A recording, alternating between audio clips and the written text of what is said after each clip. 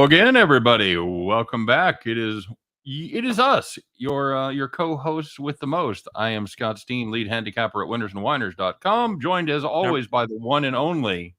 Scott Rochelle, senior handicapper over winnersandwhiners.com. And together we make up the team here at Heading Back to the Window. That's the show that we normally do every weekday, 3 p.m. Eastern, 2 p.m. Central, streaming live on all your favorite platforms. But we are also committed, which we should be committed for doing a video on each and every one of the 42 bowl games here in the season. And Scott, we're pretty excited here to be taking a look at the Myrtle Beach Bowl presented by Taxact. Scott, you know what Taxact does? I'm assuming they help you pay your taxes. Oh, so close, Scott. They actually sell tax, and they sell them by the dozen, they sell them by the pad, and they also sell them by the sack. That's right. Taxact is the place to buy all of your thumbtacks. Most whatever size you need. You need those little ones. You need little push pins. They got them all. Taxact. My second guess would have been taxidermy, so that's the other one. Oh, very good as well. All right. Well, let's take a look and see what we got here, Scott. We've got the Tulsa Golden Hurricane taking on the Old Dominion Monarchs. Tulsa favored by a hefty 9.5 points, while ODU is the competition. They're the dogs, and this total has been set at 52. Scott, it's been a dog day. It's been a dog day time for the bowl game so far. What do you got in this one?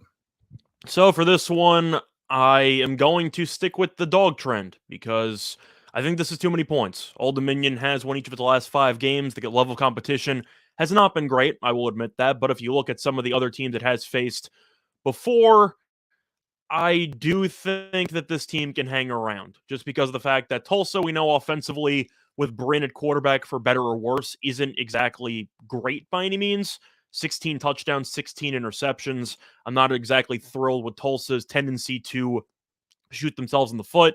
Meanwhile, Old Dominion made a quarterback change midway through the year, and it has kind of paid dividends here. But the question is, if I really don't like Tulsa's offense that much, do I really want to lay 9?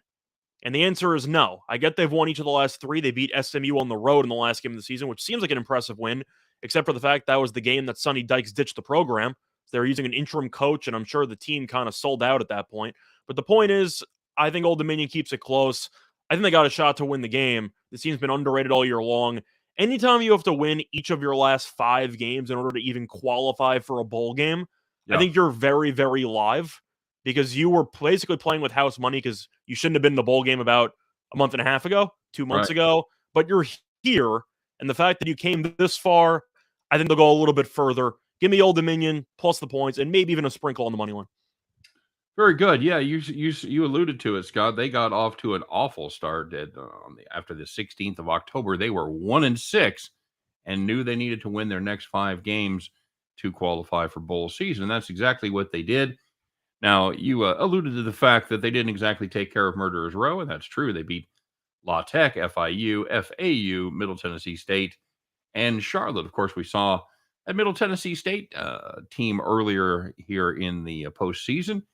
Pretty darn good, Scott. Not too shabby the way they played.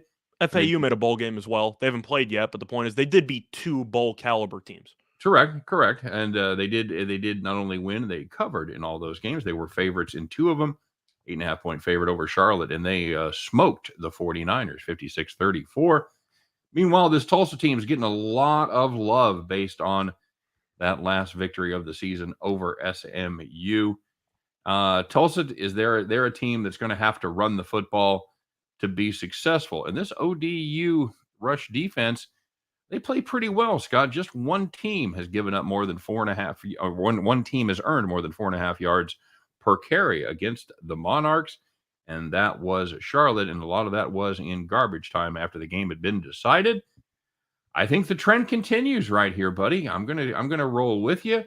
I'm going to take Old Dominion plus the 9.5. It looks like the teams that are just happy to be there are making a pretty damn fine accounting of themselves so far. I'll stick with the other trend, Scott. I think there's going to be some offense in this one. I think they're going to have to open it up just a little bit. I'll take the over 52. I'm going to agree with you on the total. It's tricky because I'm expecting at least one or two brutal interceptions by Bryn. The question is, will they be in the red zone when he throws them, or will they be in their own territory?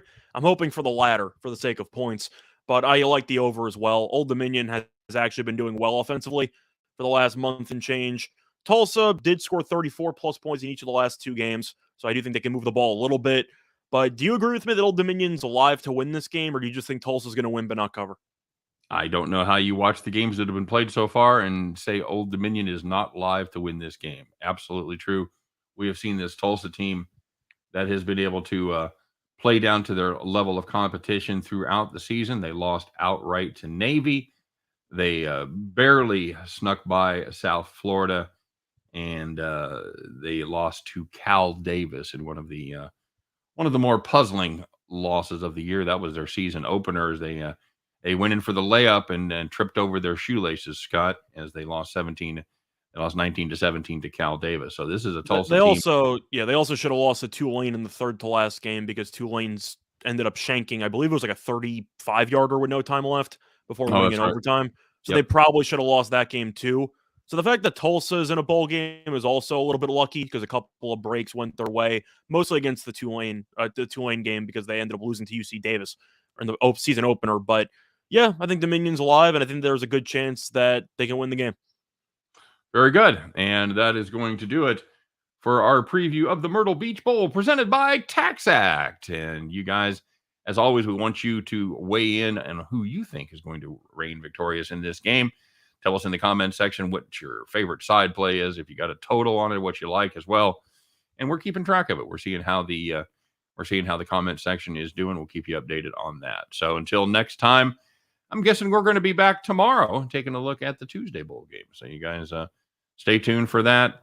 Everybody have a great weekend. Have a great bowl season.